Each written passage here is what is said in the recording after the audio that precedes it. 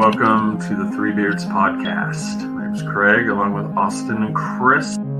Passed to a new generation of Americans born in this century.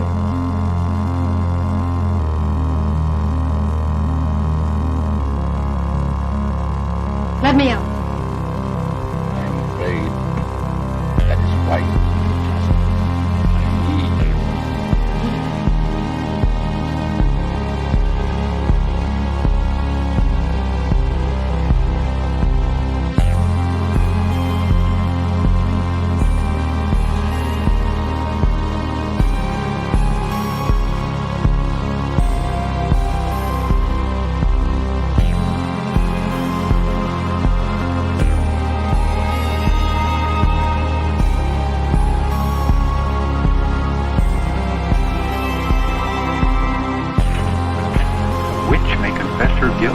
then live to send the innocent to their death? Is this justice and honor in Massachusetts colony?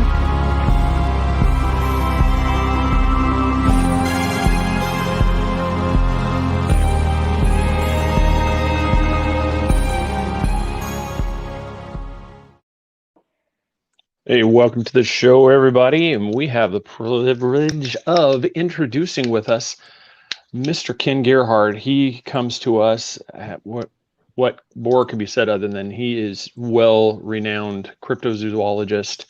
He's been on many programs on TV, from History Channel to Destination America. He's also one of the things I think is really cool. Does it at San Antonio Zoo, which is really cool, and hopefully we'll catch on that. He's also been a guest on Coast to Coast AM. He's got many books that you can go to Amazon, and also check him out on kengerhard.com to check those out, including the one I have right here, Menagerie of Mysterious Beasts. He also has the Essential Guide to Bigfoot, Big Bird, Modern Sightings of Flying Monsters, and Encounters with Flying Humanids, Mothman, Man-Birds, Gargoyles, etc. So welcome to the show, Ken. Good evening, guys. Thank you for having me on. It's an honor and a pleasure to be here with you tonight.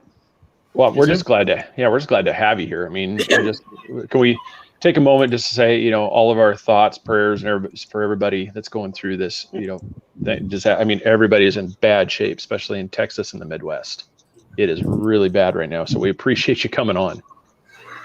Yeah, absolutely. Thinking about all my friends, like you said, across the country, we're getting hit pretty bad here in Texas. We're not built for blizzards. San Antonio is not a blizzard city, so the whole city's kind of gone wacko. But thank you for working with me. I'm happy to be here. Yeah. Oh, that's kind of that thing. It was just, we've seen some pictures. I mean, snow in Galveston on the beach. Yeah. I'm like, Texas is not built for this. Yeah. And I'm not quite sure Texans are built for that either. I mean, it's like they're not prepared for -1 temperatures. That's it. Yeah, that's it. Yeah. Have you ever? Yeah, no. It's true. I mean, we get acclimated to the heat, but at least in my case, my parents are Canadian, and I was grown up in Minnesota, and I worked in Alaska for a few months, so I can deal with it a little better than some of my neighbors, maybe. I don't know. You're used to it. Well, that was one of the shows I didn't mention, Missing in Alaska. If anybody's, that's a pretty cool show. If anybody has not seen that, I recommend that one too. And that's very nice job on those, by the way. Thank you. Now, so we did a previous many moons back. We did an episode on Bigfoot. So I'm really glad to have you on here. We got about an hour with you. So what we have here is, we could start back to, for me, growing up, Bigfoot was always kind of my go-to cryptid, monster, unknown, because I was born and raised in Oregon, and where the Patterson-Gimlin film was shot was only about 4 hours away from where I live, up there in Oregon. Yeah, Oregon is one of those places, along with Northern California, Washington State, British Columbia. That's kind of the epicenter of Bigfoot, Sasquatch activity, is up there in those coastal ranges, no doubt. Yeah, that's and then it's one of those crazy things too, where it's just, as the sightings what happened. I mean, I always walking through the woods, I was always hoping for it. I mean, I never saw any tracks. I never saw any of the signs.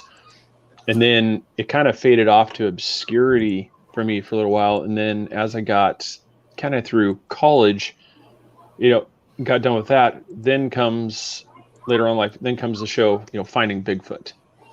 And that's kind of what brought it back. And I think, everybody's seen that one. It's just, everybody's seen that. I always joked around. It's like, when he lays out, these are known Bigfoot's favorite foods, the bacon, Oreos, and all these snacks. I'm like, I'm pretty sure that was what you had in the trailer, in craft service. And that's what, you're just laying out what you want to eat as you're waiting for Bigfoot. Yeah, well, one of the things I write about in my book, The Essential Guide to Bigfoot, and before I, go into any of this stuff, I just want to acknowledge, you guys know this is all speculation. There are no experts in Bigfoot. It's an unknown. We don't really know what it is. Some people will pretend they're experts, but I like to think that I'm a well-informed speculator because I've been investigating the phenomenon for decades all over North America. I've worked with most of the leading investigators, interviewed hundreds of witnesses. So, in my well-informed speculation, I'm of the opinion that Bigfoot is a generalist omnivore.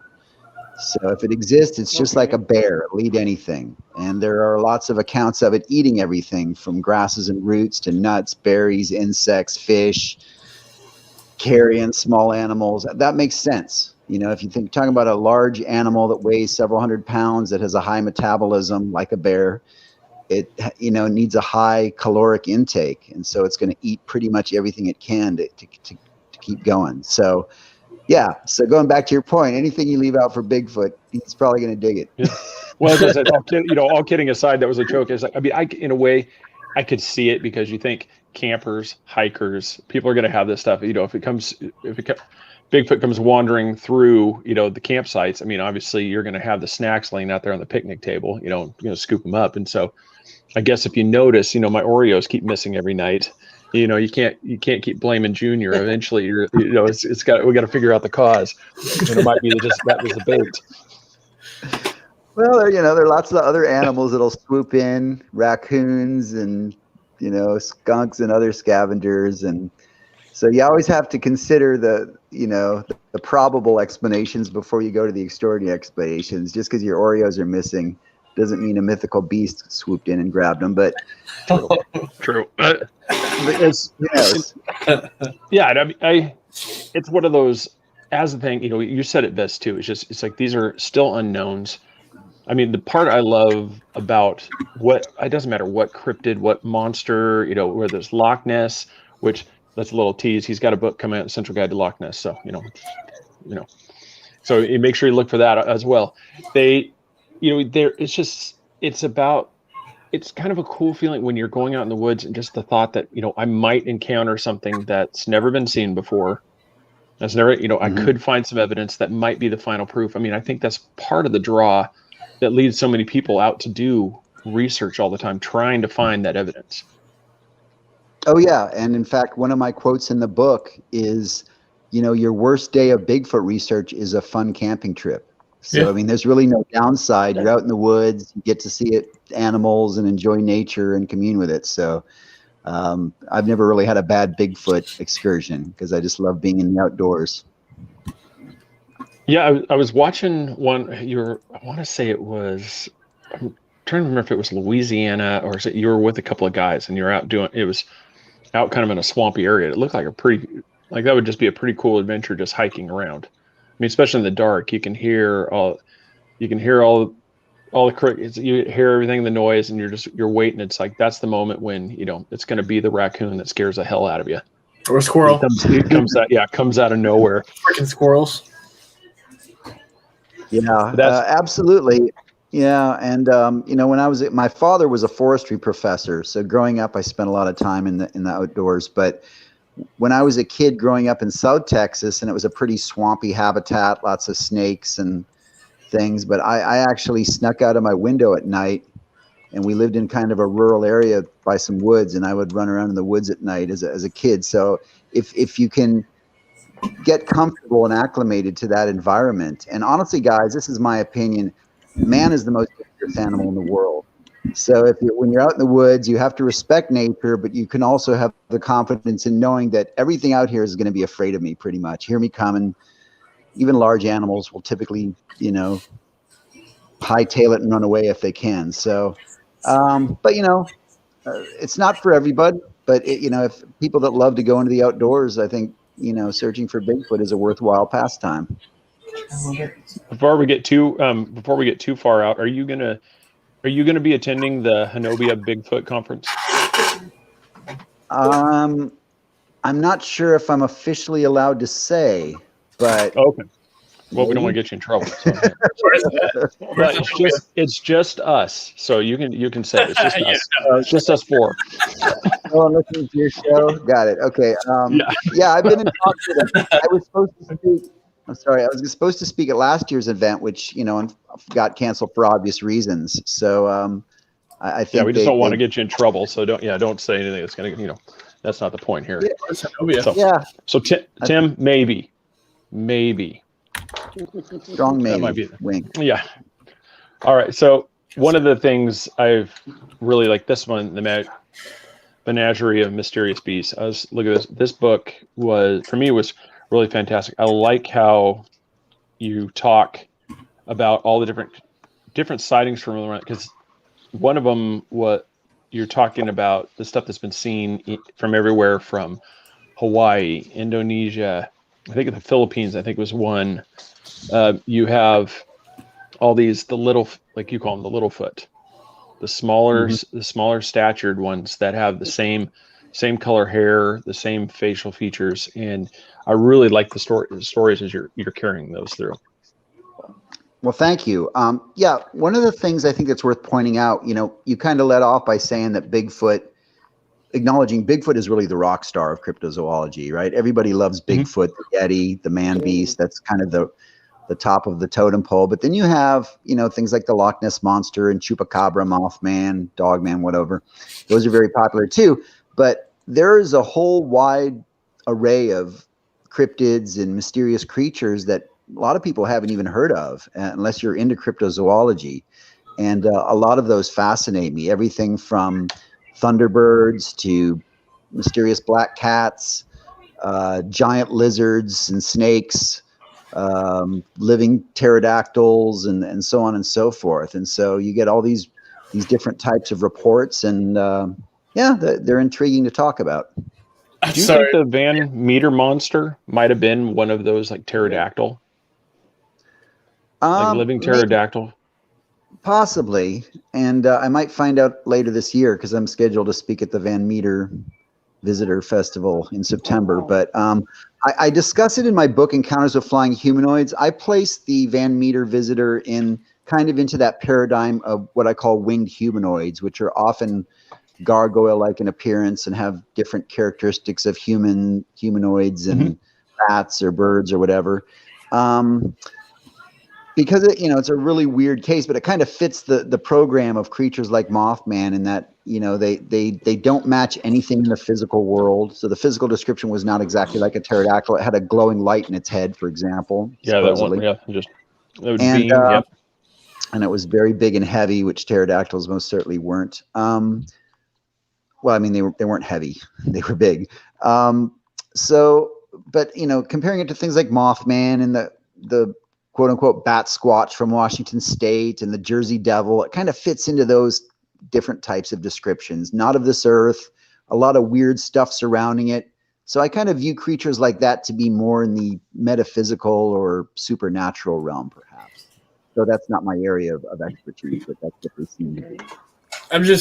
April put pygmy Bigfoots. I'm just picturing these like tiny, like 2-foot pygmy little Bigfoots running around. I would love it. There's like Bigfoot leprechaun. Well, I got to tell you guys though, a lot of the Littlefoot stories I've gotten from Native Americans, from Alaska to the Dakotas to Central America, and these different endemic tribes, traditions, they are more terrified of the little people, as they call them, than Bigfoot or Sasquatch.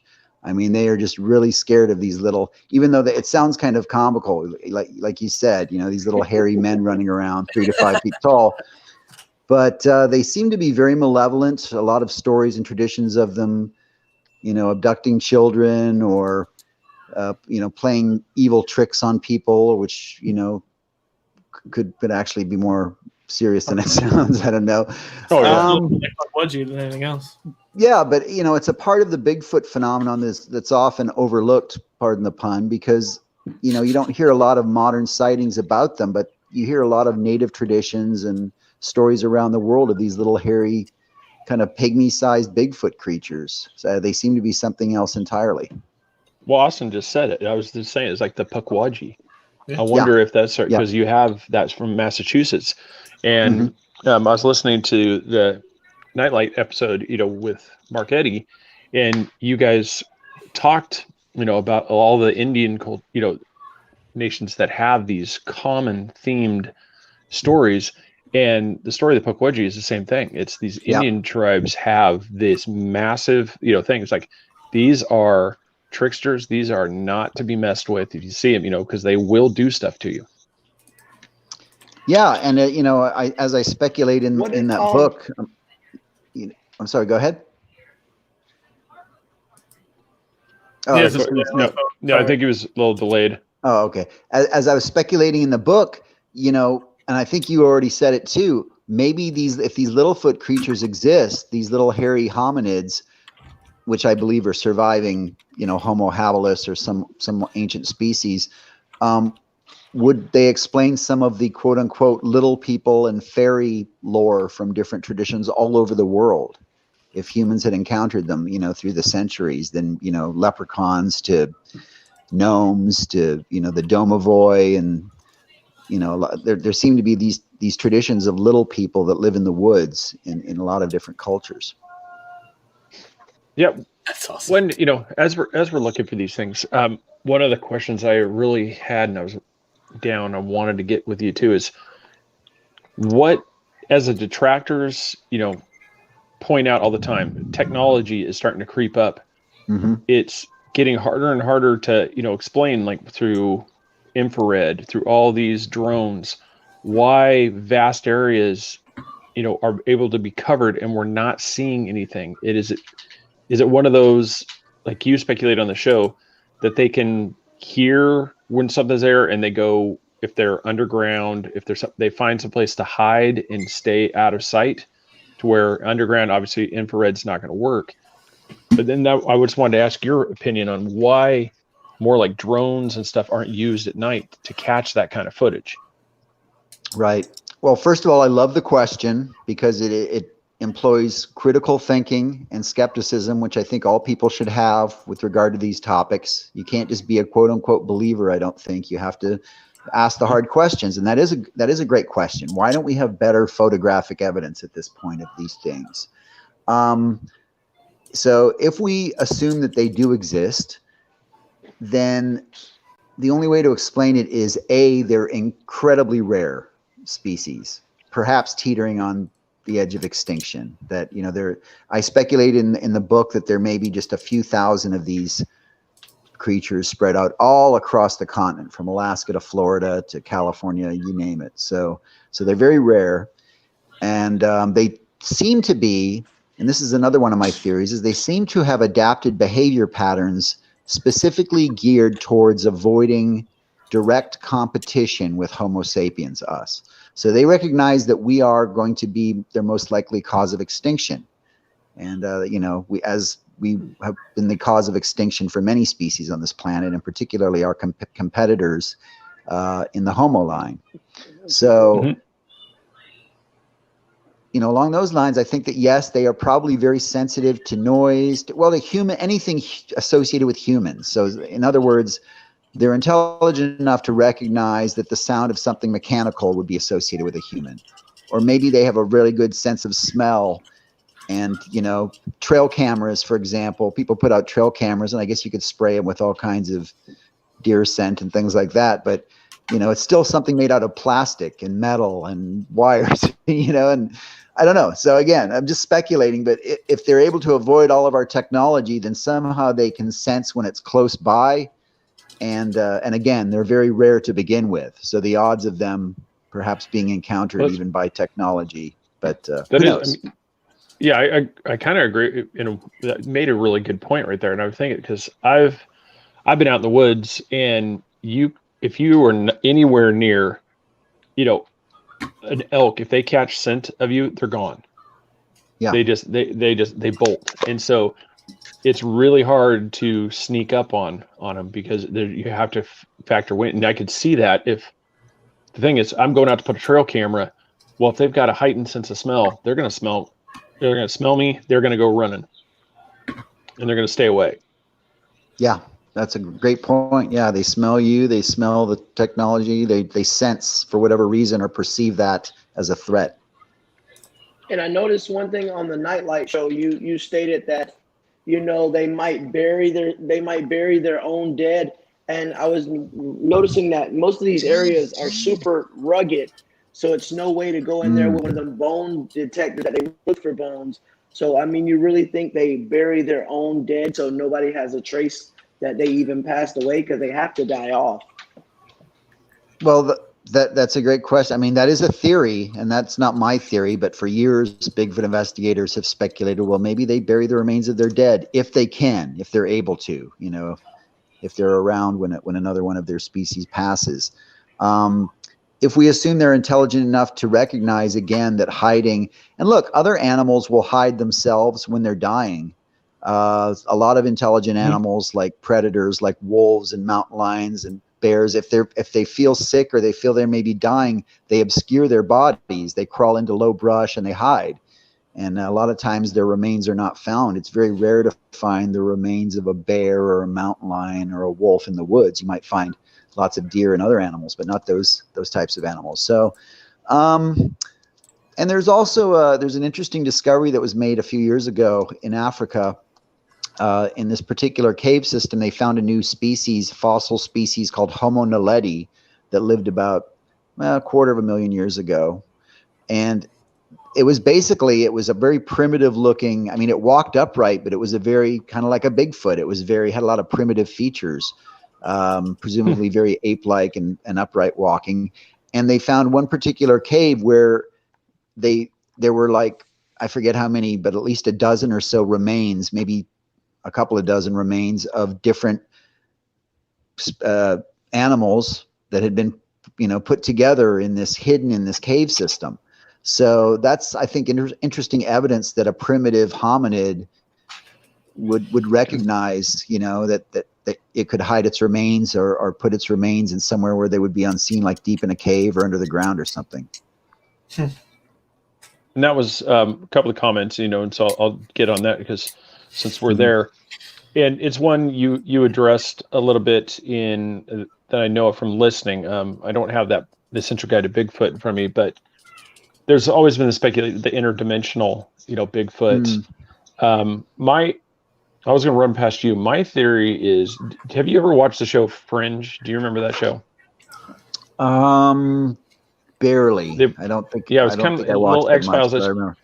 Yeah, but okay. It wasn't. One of the things, as I've been doing a lot of this research in the shows and stuff, I've got this thing, like, the reason we're not finding bodies, we're not finding a lot of physical evidence, is what if there is some way that these creatures are not.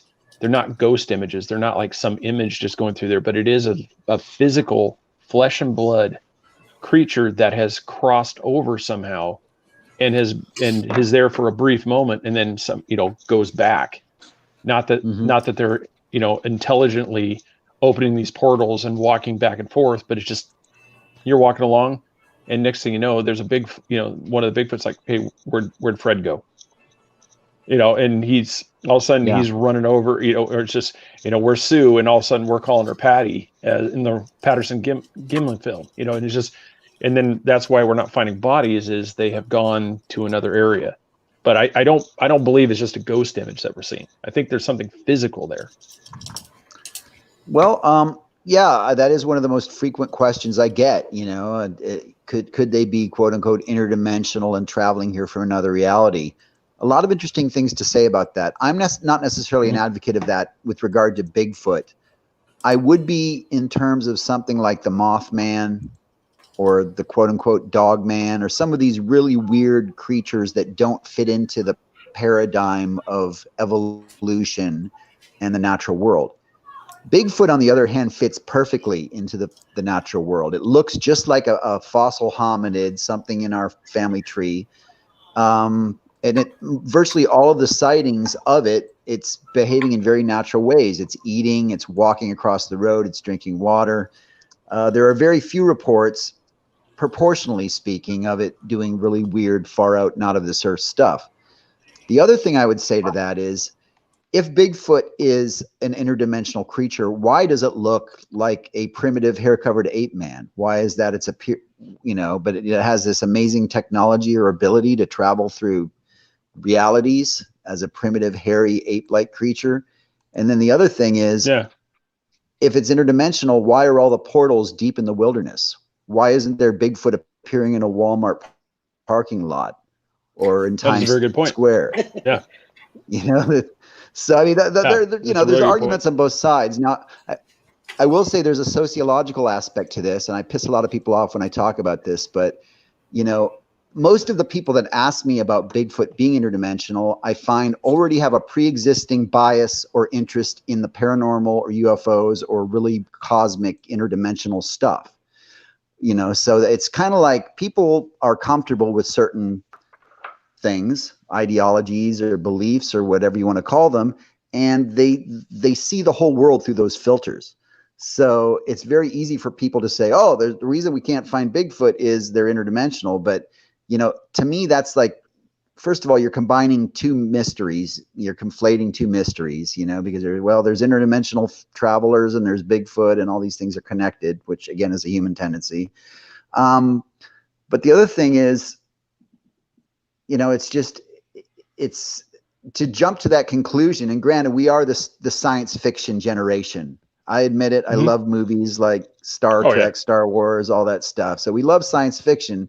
So it's kind of like, I don't know, it just seems easier for us to accept, oh yeah, there's other dimensions and they're just traveling through portals. Well, all of that is like highly speculative, even in quantum physics. We don't know, we can't prove definitively that there are other dimensions and portals and time travel. It's just something we've grown up with watching in movies. So it just has become a very familiar concept to us. Anyways, that's my opinion. I think Bigfoot is flesh and blood. I think it's rare. I don't think it's interdimensional. But there are some good questions, like why don't we have better photographs, and why haven't we found some bones or remains yet? Those are really, really problematic issues. Well, that was one of the kind of the piggyback on like that theory I had, is that if you're from another, whatever, you're going to vibrate differently than our reality, and so that would be why, that was one of the explanations I heard from a lot of people, is just, well, that's why it's always a blurry photograph. Is because our cameras can't, they're not vibrating the same. And so it's always off, just a little off. And that's why everything's always blurry. Yeah. But those is I've one. Heard that too. Yeah. No, go ahead, Chris. In all actuality, try to take a picture when you see something you've never seen before. I probably even forget that I got a cell phone. I'm like, oh, and it's gone. And you're like, glimpse of it, but it's memory now. I believe. That's a great point, man. Great point. Correct me if I'm wrong, Ken, but I think we're in the same boat on this. Where if everybody, you could have a gun for your protection, but can we please stop? First instinct is shoot it. Absolutely. I just shoot the first thing. I'm a good hunter. Yeah, I know people out there that talk about that quite a bit, but there are more than a couple of documented cases on record where people had guns allegedly pointed at Bigfoot and couldn't pull the trigger because they thought it looked too human-like. So that stories have cropped, those types of accounts crop up from time to time as well. That's also good. Just go shoot the first thing you see. Oh, yeah, it's just, guys, here's, I'm going to go out and shoot it. Why? Let's figure out what it does. It's like you shoot it. I go, now we have a whole lot of other questions that we still can't answer. But It's, at least you have a body you can examine, and in reality, it's Yeah, just Well, you can't do much with it. there's a hunter's rule that you're not supposed to shoot something you can't identify, and that's kind of like if you learn about hunting and if you brought up in that environment. So, but I got to admit, guys, I mean, I'm kind of on the fence these days, but years ago I was kind of in that pro-kill. It sounds grisly, that pro-kill camp, where I thought, man, the only way we're going to prove this definitively, sadly, is if we do, shoot one of these things. And the theory behind that, like in many terms of conservation, is, well, hopefully if you shoot one and prove it, now you can protect the rest of them because you can pass laws and different things. But these days I feel more like surely there have to be remains out there somewhere hidden. I mean, in the brush, in a cave.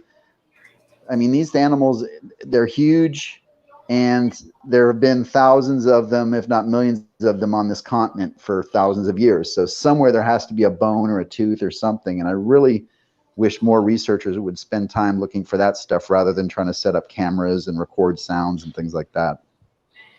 But yeah, if you shoot one, you'll probably have over $1 million worth of fines. They'd be like, he shot Bigfoot. So you wouldn't want to hold God no more in your life. But I'm sure there's some rescue groups that'll come out and say, well, we'll pay all his fines. He finally got a Bigfoot. Now we can protect the rest of them.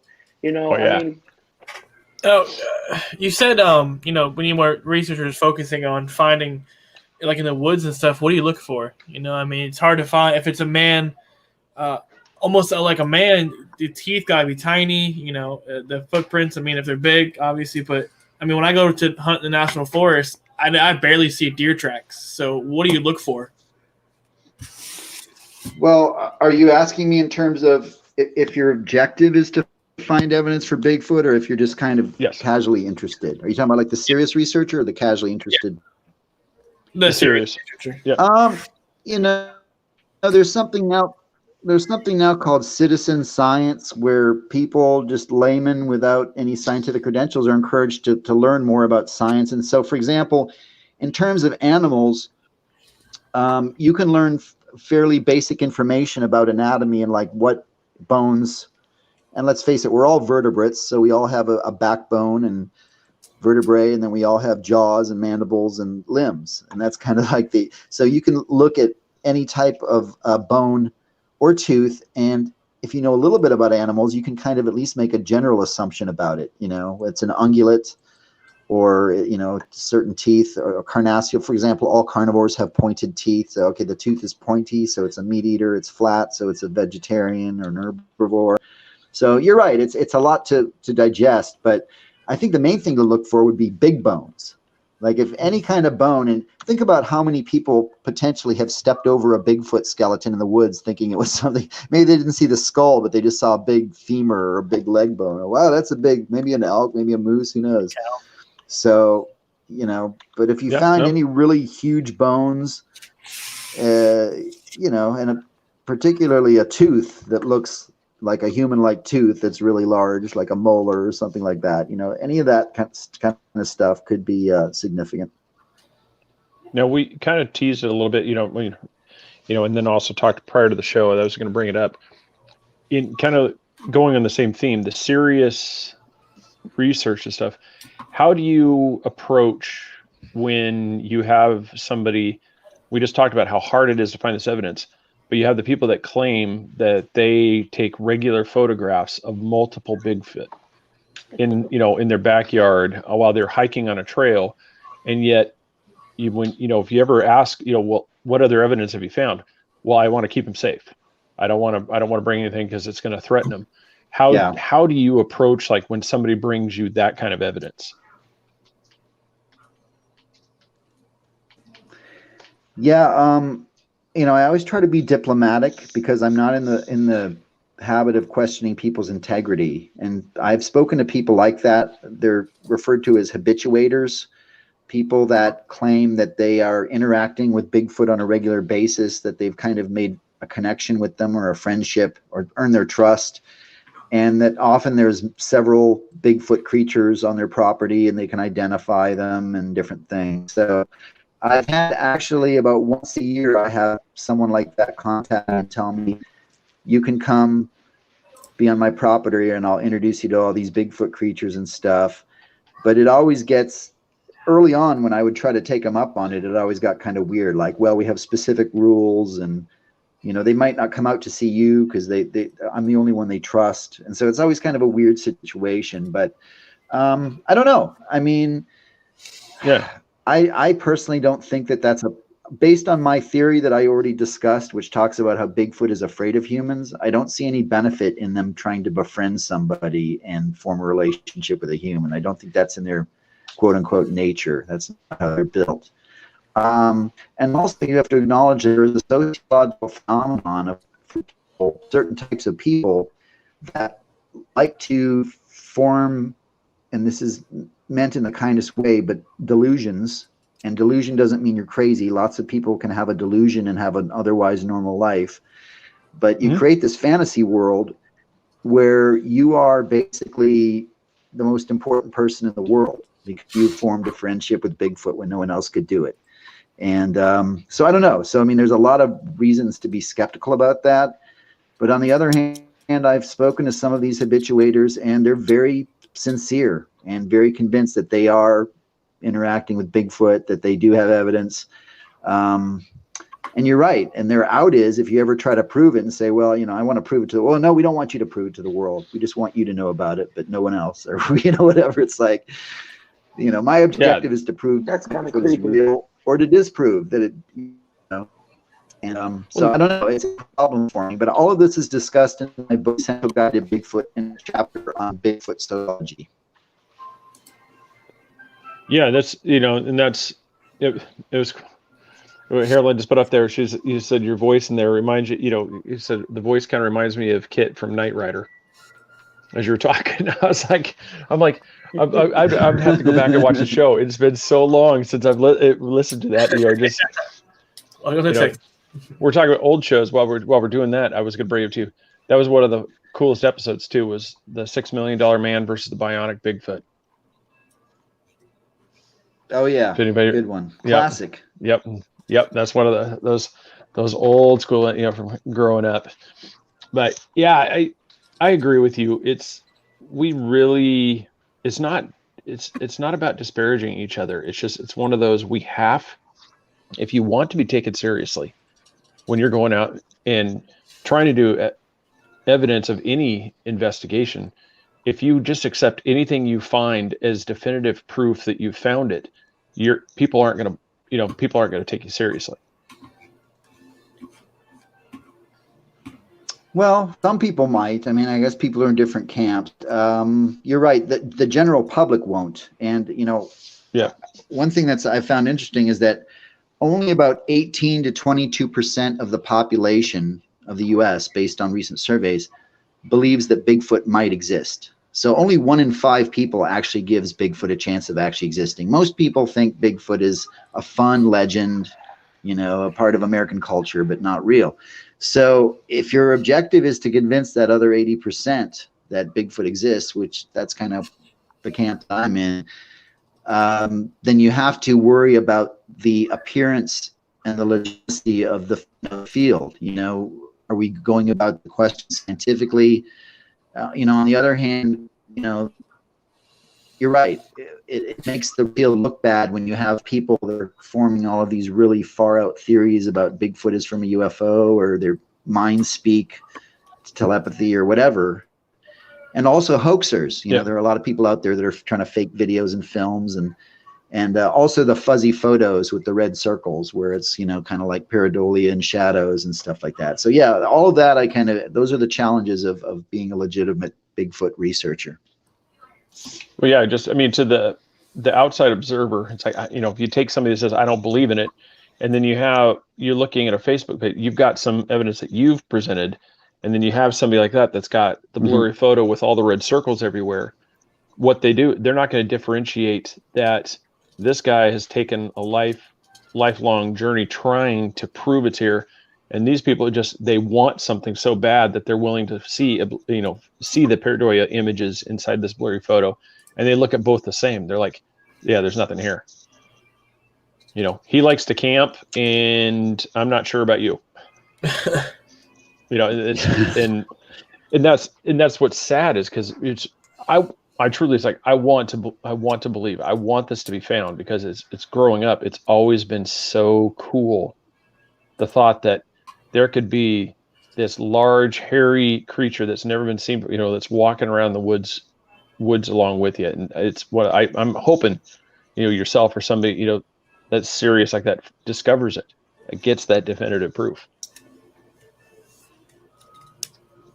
I would as well, and I'd like to just one last point that I think is important, considering all this stuff is the topic of Bigfoot is think about what it symbolizes. Bigfoot is supposedly the most man-like looking, animal, if you will, and it's almost like we're looking in a mirror at our primitive selves. It represents kind of our origins, where we came from as a species and our connection with nature. So there's a lot of symbolism there on a lot of levels. And so therefore it's a topic that people have very strong polarizing opinions about.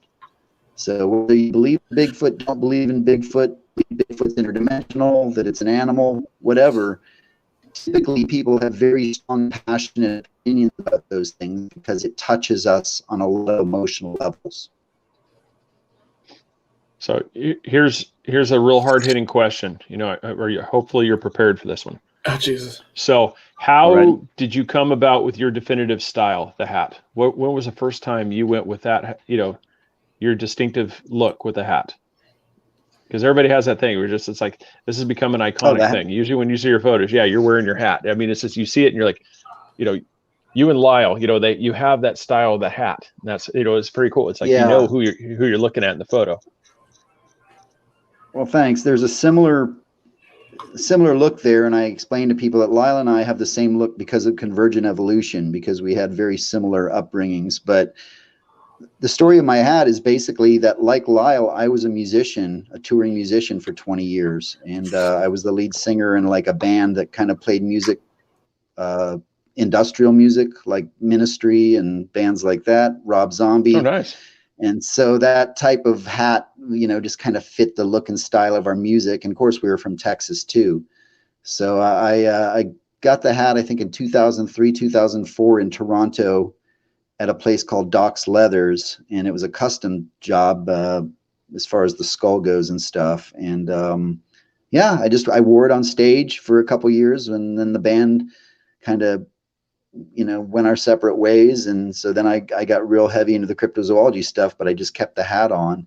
And I guess there was a little bit of a strategy early on, because when I first started going to Bigfoot conferences way back years ago, I wanted people to remember me. And when I was networking with different investigators and people, I wanted them to remember, oh yeah, it was the guy in the hat, just so, because it's hard to stand out sometimes at those events. So that was a little contrived, but then I met Lyle, and Lyle had the same hat, and we found out that we were both musicians and had similar tastes in different movies and things like that. So we both have kind of the same look, but it's just a happy coincidence.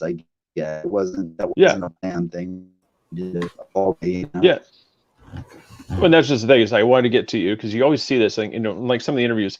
I don't think I've ever heard anybody ask you about, like April just said, mentioned, it's your trademark. And that was what's cool. It's like because I always like getting to these parts where here it's like, what makes this person, how did they come to this part? Because you have those little individual things. And that's one of the things that's iconic with you guys. It's just, you see it and you're like, yeah, we know who we're talking to, but just by the look. Well, sometimes people confuse us. That happens a lot. So I'll be at a conference and someone will come up to me and say, oh, we love your book on the Boggy Creek, Beast of Boggy Creek, and your work on Small Town Monsters. He gets it too. Hey, we love you in Missing in Alaska. And so we just kind of both play it off and say, oh, thanks, and pretend like we're the same guy. We're covering more territory that way now. But come on, be honest. You sign each other's books. You're like, oh yeah, here, I'll autograph that book. Sure. Yeah. But there's another problem. Lyle and I have actually tried to pitch a TV show with the two of us to different TV networks, and one of the big criticisms is you guys look too much alike, and that's a problem for the wrong that would confuse people. Why do these guys have the same? So yeah, that's it's kind of been a blessing and a curse. Well, so everybody can see. I mean, it's one. I'm not quite sure how people confuse the two of you. I mean, I can see a little bit of the facial thing, but I mean, it's one of those. I mean, you definitely have similar hat style, but yeah, it's you're looking at it, but it's no. There's you get those, but you've got. I want to touch on. Oh, we got a couple minutes here. Your work at the San Antonio Zoo, and it's really cool. I mean, especially how they even give you a forum to kind of talk about the cryptid field, the cryptozoology. And so if you want to talk about that would be great. Yeah, thanks for mentioning. Yeah, so I'm a docent or a volunteer educator at the San Antonio Zoo. I've been there since 2016. And a lot of people don't know this about the San Antonio Zoo. Other than being a great zoo with a lot of conservation, a lot of achievements in terms of conserving and breeding endangered animals, the San Antonio Zoo sponsored the first ever expedition to search for the Yeti, or the abominable snowman, back in 1957. So it's the only zoo in the world that's ever searched for the Yeti, which I think is pretty cool. But the people at the zoo have been very, welcoming of what I do, and I get to give lectures. Sometimes I'll talk about cryptozoology to school groups or kids or summer camps. And this past October, we had a chupacabra on display, which of course is a famous blood-drinking cryptid from Puerto Rico and Latin America and Texas. And it was not living and breathing, if you get my drift, but it was kind of something fun for Halloween. So they let me do some presentations on that to the audience, and but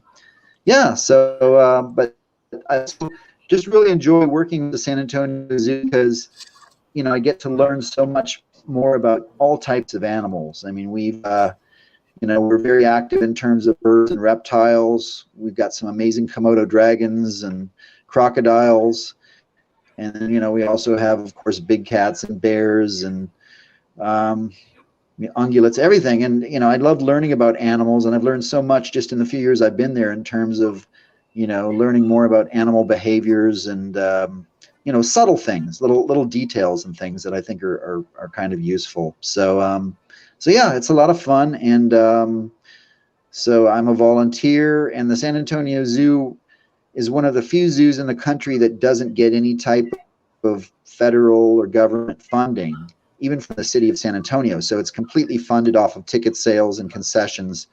So it was last year pretty rough for the San Antonio Zoo, but we pulled through.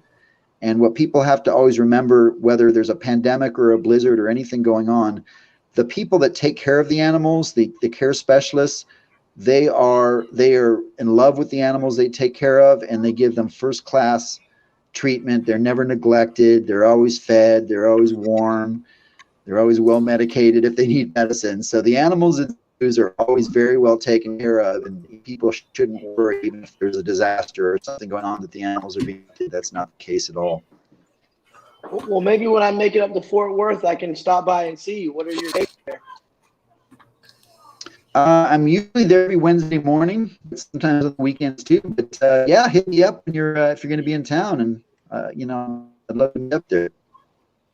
Not a problem. Oh, that'd be cool. I mean, it's, and I really thought that was when I learned about the San Antonio Zoo, you being a docent there, I was like, what better way not only to help bring this information to people that don't normally listen to it.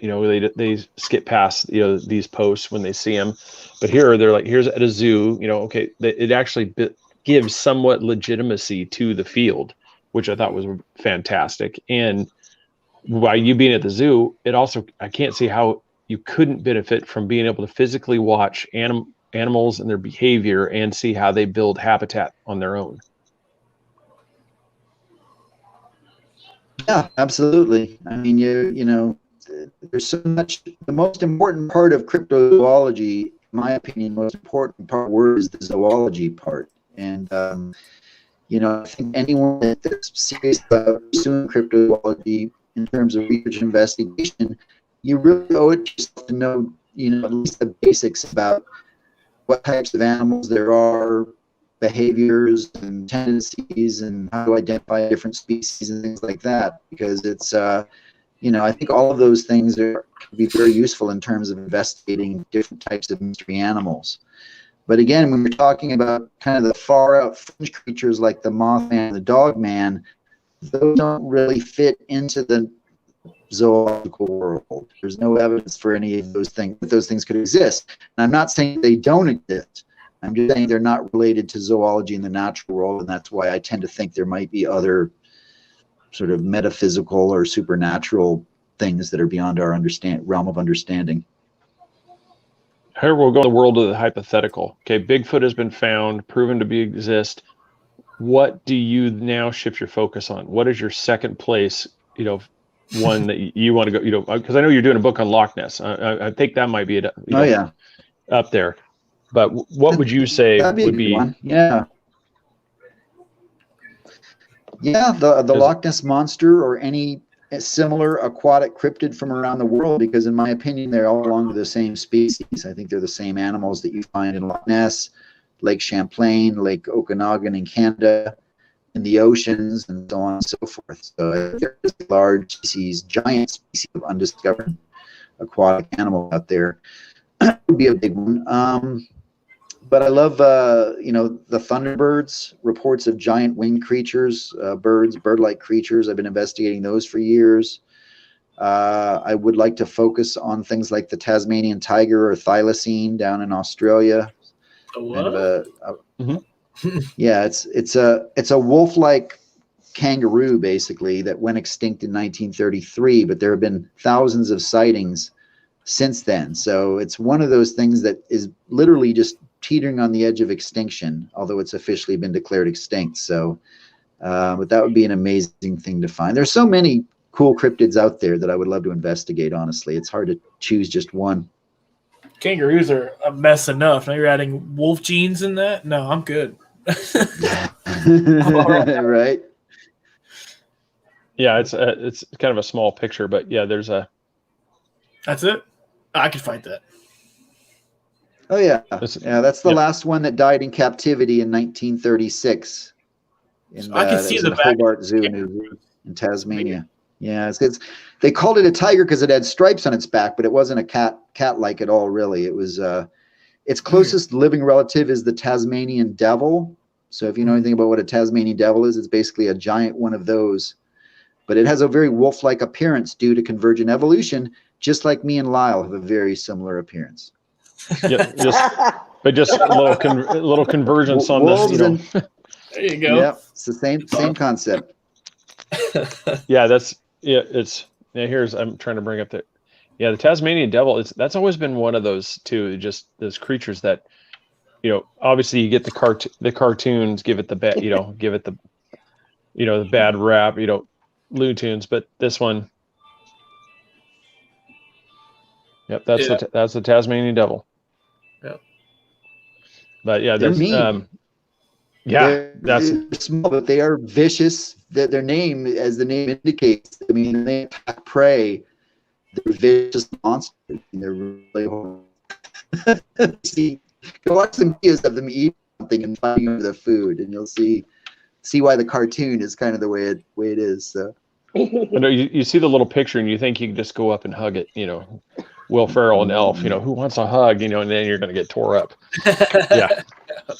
No, I'd have to say myself is I would love it. I mean, I've always grown up, you know, everybody knows about Loch Ness. And so I'm looking forward to your book coming out, The Essential Guide to Loch Ness. And I really like this series that you're starting, The Essential Guide. I mean, I hope you continue that with different ones and just keep doing this Essential Guide.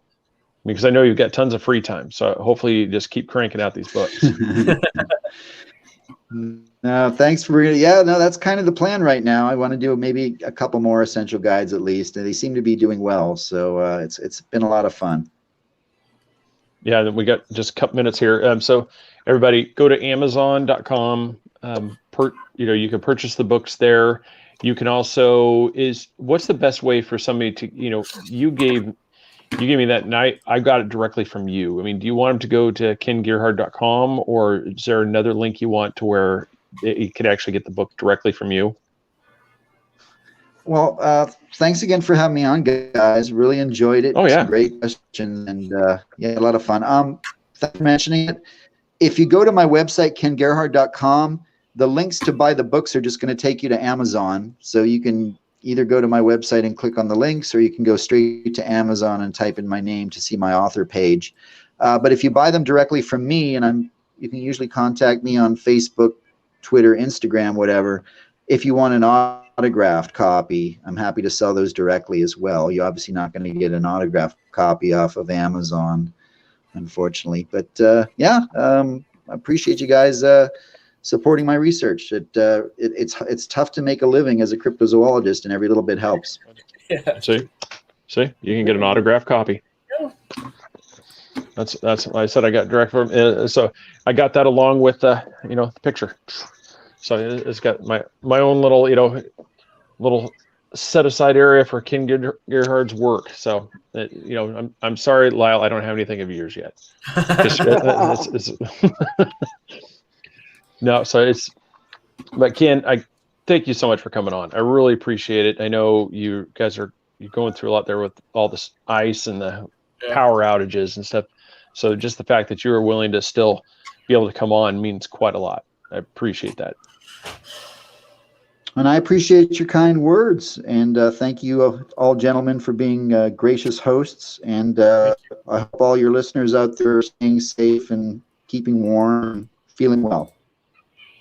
And if we can, like I said, I'll put in a short, thing right now. Would love to have you back on once the Loch Ness book comes out. Yeah, that sounds good. I'd love to come back on and talk about that. Well, yeah, hopefully we'll have a lot better, you'll have a lot better time where it's not going to be so cold. So it'll be a lot better, more like a Texas environment for you. So take care. Sounds have good. a great Can't night. wait for Stay that. warm. Thanks again, sir.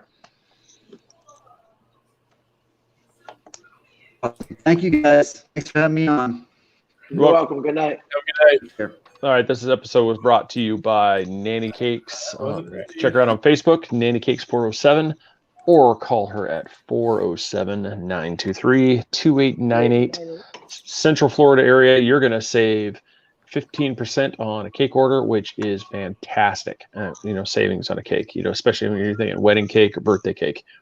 Go to threebeardspodcast.com. Check us out on all the social medias. We are on Twitter, obviously Facebook, you're here, YouTube, Instagram, we're even on Pinterest. We refuse to do TikTok right now because Austin and Chris just won't do the dance. You don't want to see this fat jiggle. All right, let me get a little bit of the weight, and we'll talk.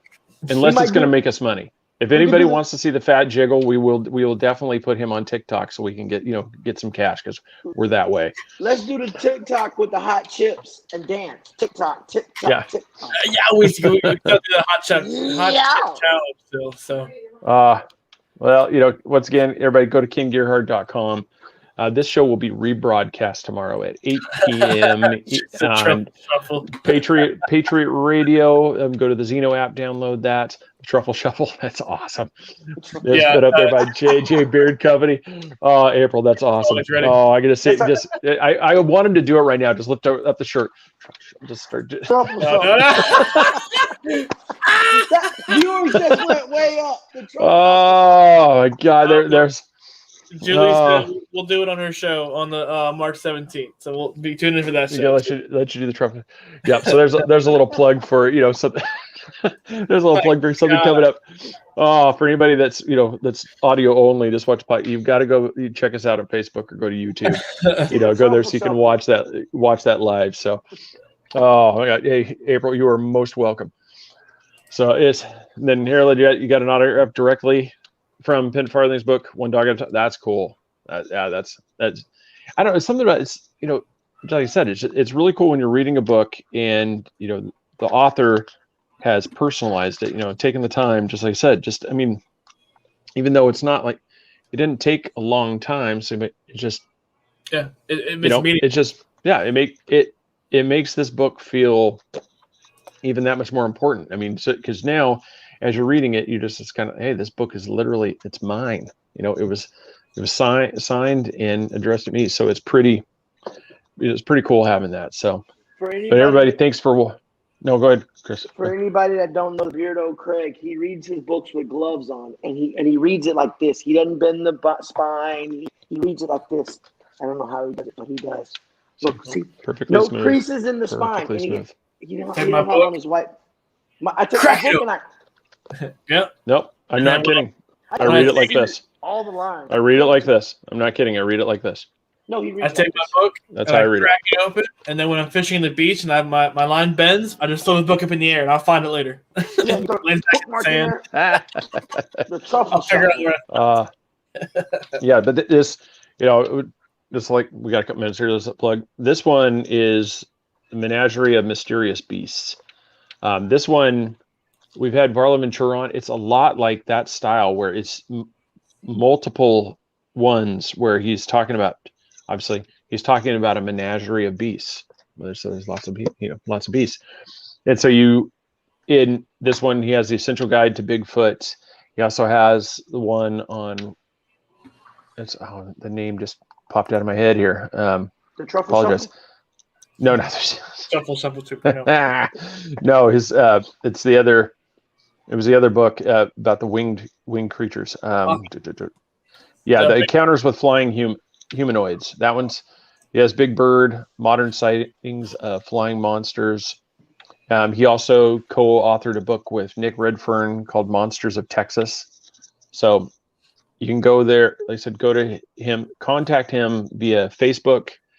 He said on Twitter and Instagram.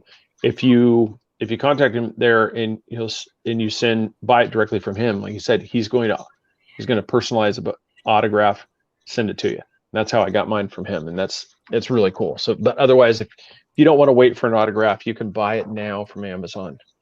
They're all right there. So, everybody, thank you for watching. Remember, we're rebroadcast at 8 p.m. on Zeno app from Patriot Radio by J&J Beard Company.